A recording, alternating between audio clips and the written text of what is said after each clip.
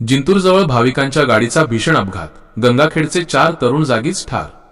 जिंतूर देवदर्शनासाठी निघालेल्या भाविकांच्या आनंदावर काळाने घाला घातला आहे।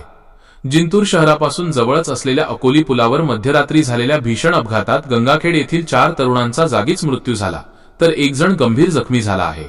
ही घटना फेब्रुवारी 12 रोजी मध्यरात्री घडली। नेमकी घटना काय? परभणी जिल्ह्यातील गंगाखेड येथील 5 मित्र मिळून उज्जैन मध्य प्रदेश येथे देवदर्शनासाठी निघाले होते। गंगाखेडहून जिंतूर मार्गे संभाजीनगरकडे जात असताना अकोली पुलाजवळ चालकाचा वाहनावरील ताबा सुटला आणि वाहन भीषण अपघाताला बळी पडले। अपघाताचा आवाज इतका मोठा होता की परिसरातील नागरिकांनी तातडीने मदतीसाठी धाव घेतली। मृत्युमुखी पडलेले तरुण। या अपघातात मृत्युमुखी पडलेले सर्व तरुण 27 ते 30 वयोगटातील असून त्यांच्या निधनाने गंगाखेड शहरावर शोककळा पसरली आहे। 1. बालाजी आश्रोबा औटी वय 28 रा खडकपुरा। 2. बालाप्रसाद उत्तमराव घोरपडे वय 30 रा तारू मोहल्ला। 3. कृष्णा बालाजी गुट्टे वय 28 रा कोदरी रोड। 4. रोहन संजय राठोर वय 27 रा लक्ष्मीनगर।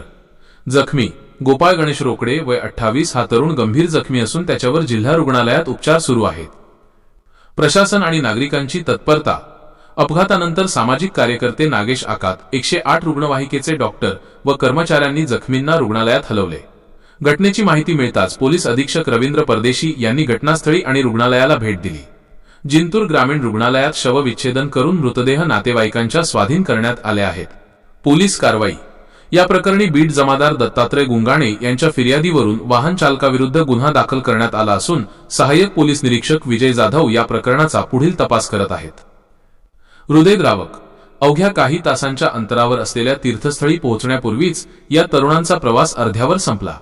सलग 2 दिवसांतील या अपघातांनी जिंतूर परभणी पट्ट्यातील रस्ते सुरक्षेचा प्रश्न पुन्हा ऐरणीवर आला आहे।